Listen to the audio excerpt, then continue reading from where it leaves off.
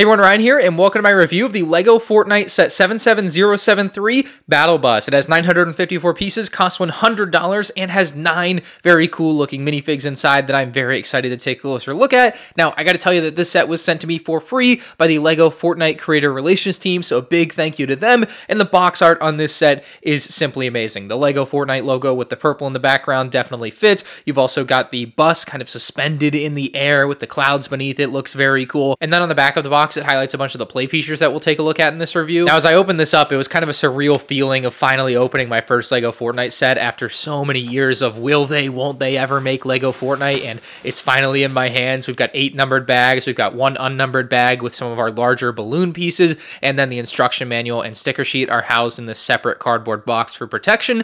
I found it kind of interesting that the instruction pages were done in pink. Oh, and by the way, the QR code on the instructions does something a little bit different. It actually allows you to unlock the Operation Bright Bomber starter pack in-game. So that seems like a pretty neat little surprise to me, but I'd love to see it expanded where you actually got all of the figure skins in-game when you buy the set. Now, going in-depth on our 9 minifigures, starting with the Battalion Brawler, aka Tfue, we've got a very well done figure here. All of the prints look amazing, the colors match very nicely, and I hardly even noticed, but he does have dual molded arms, which make it look like he's wearing a short sleeve shirt, which is great. He's also got 2 facial expressions and that yellow hair. Love this figure, think they did a great job on him, but he's far from the most exciting in the set because these next 2 are crazy. Starting with Cuddle, Team Leader. Pink and white combo really pop, plus you've got that broken heart in the middle. On the back, you've got a lot of detail, including a lot of detail molded in to the headpiece, and the headpiece is a great high quality dual mold, and they've even got the face looking a little extra derpy, which I love. And then underneath, you've actually got a face print for your character and a hair piece that you can give her if you really want to, although I think keeping the mask on is definitely a cooler look.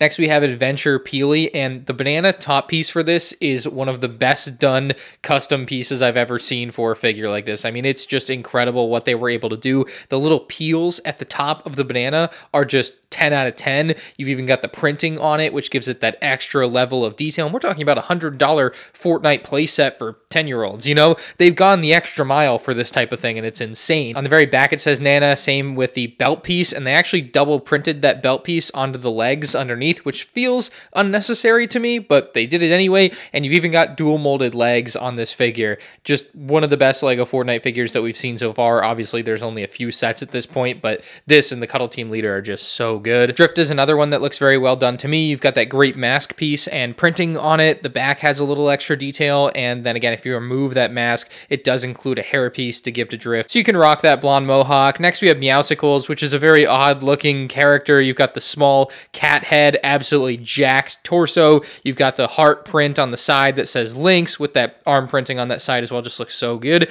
and overall, very detailed figure, but I think the proportions look weird. Not that it's like maybe inaccurately weird, it's just weird to see that head on a LEGO figure. It just looks weird to me. The Bright Bomber is another well-done minifigure. You've got a very detailed torso with the llama in the middle, and then you've got some detail on the back. You've got a couple of different face prints, so basically one with and one without the sunglasses. Overall, nice figure. Trespasser Elite here has an interesting looking helmet, shoulder pads, lots of detail on the torso, legs, and feet, a little more detail on the back, and then underneath you're going to find this transparent pink headpiece with what looks like a print of the Rift to me. I haven't played Fortnite in a while, but that's what it looks like to me, although I'm sure I could have Googled it, but I didn't. We've got the Cube Assassin next with a really great purple and black color scheme, similar but not the same headpiece underneath the hood there. And then finally, we have Raven. This one looks amazing with a pretty significantly modified hood piece, and you might not even notice that this one has dual molded legs, but it does. They've really gone the extra mile to make this character look extra good, so I love that. And overall, 9 minifigs in this Battle Bus set is simply insane for a $100 licensed set.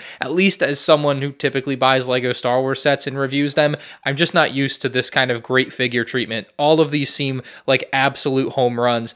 I don't have the Fortnite knowledge to know if one of them's terrible or not. Let me know in the comments. But as a very, very casual fan and hardcore LEGO fan, of course, and I can see some of the elements with those dual molded legs, dual molded arms, extra arm printing that they've brought into a lot of these figures, it seems like they've gone the extra mile. There's just so many fun looking minifigs here, and they did include the full amount that will fill out the bus when we take a look at that. So that's something that you might not get all of the time with other themes, but LEGO Fortnite is just like, we're going to give it all to you, and that's great. So regardless of how good you're about to find out the Battle Bus is, I think think the figures alone make this set feel more premium than its $100 price tag. They feel like they belong in a $400 or $500 set. I think at this $100 price point, just at first glance, the Battle Bus checks a lot of boxes for people. It looks like a great display piece, and as we're going to find out, it's got a lot of great play features. But I do have one issue with it, really my main issue with it, and that's that the colors on the balloon at the top, the pattern's just off, it's just not correct, and that's just a result of how LEGO's balloon system has been created in recent years. So I don't necessarily fault the designers for that or anything, it's just the way it is,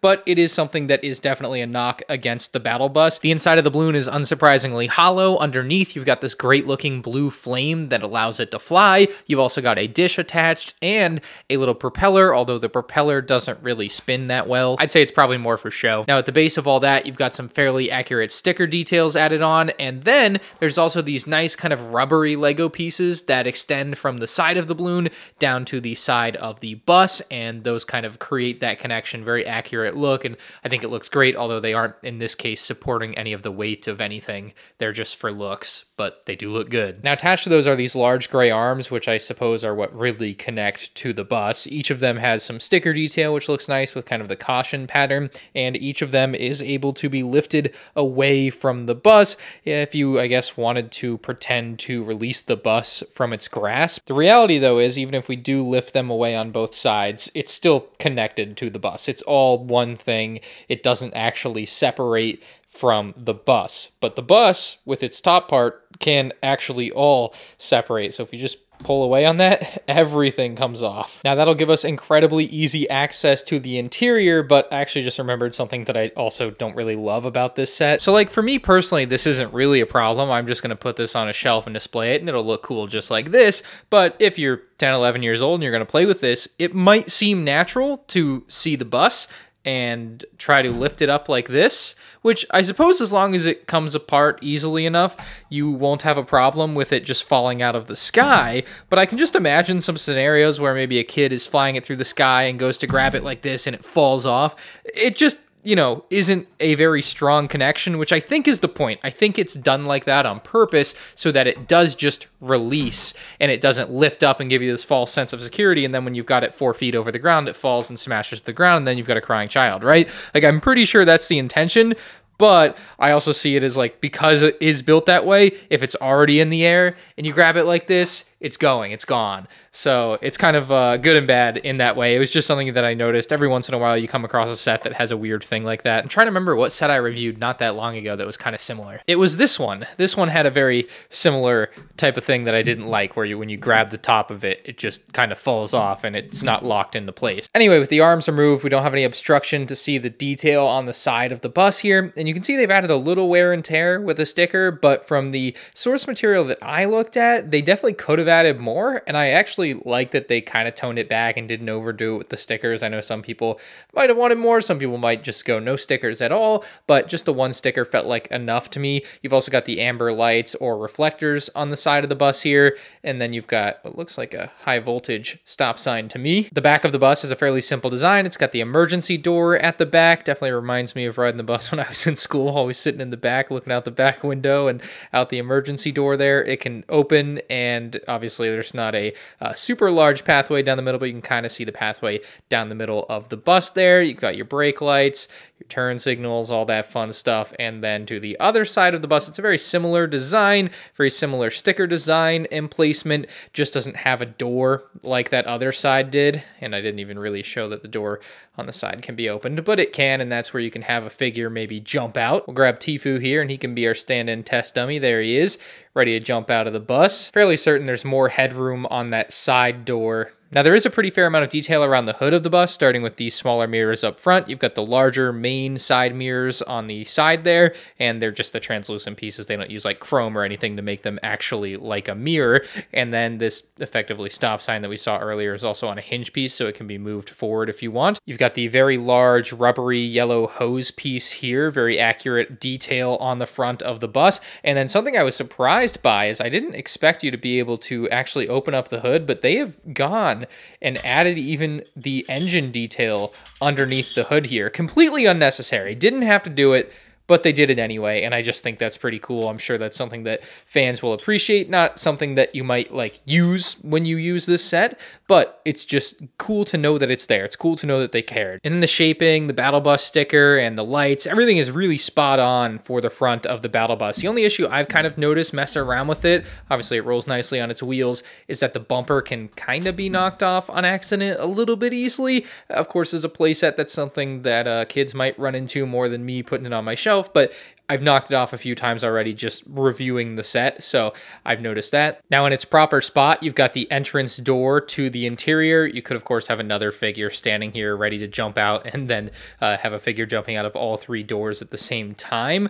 But we really need to turn our attention to the interior finally. You've got 9 green seats inside, so enough seats for every figure to have a seat, which is just amazing. First up, for the bus driver's seat, you've got the steering wheel to the left of it. You've actually got a printed gauge, and then you've got a stickered gauge on the right that even features a miniature looking version of the battle bus. Placing in the driver here is very easy, and you can see the chair can be pushed backwards and forwards, which isn't particularly useful for the driver, but will be more useful on larger characters like Peel, because he's got that big molded piece and you need to be able to give him a little bit of extra space perhaps to fit in. Well, you can push that chair back so he does. Now, as I've had a little more time to stare at the interior, I mean, it is a bus. It's got seats for your riders, and that's what you really want out of it, I suppose. I love that they've got enough seats for all of the figures, or do I love that they've got enough figures for all of the seats? I'm not sure which way it goes, but either way, you've got 9 seats and 9 figures, and I just feel like there should have been some type of nod, unless I'm completely missing it,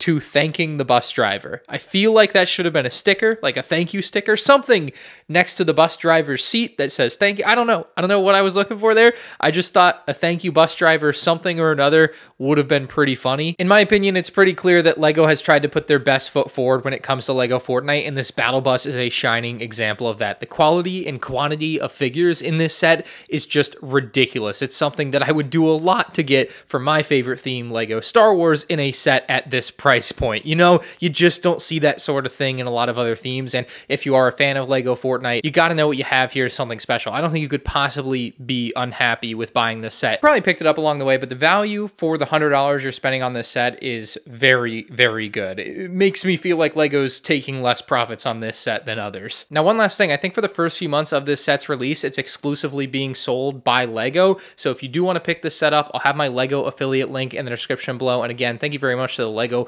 Fortnite Creator Relations team for sending me this set for free to review. Let me know y'all's thoughts on the set in the comments below. Hit the like button if you enjoyed, and you can check out more LEGO content on the end screen now.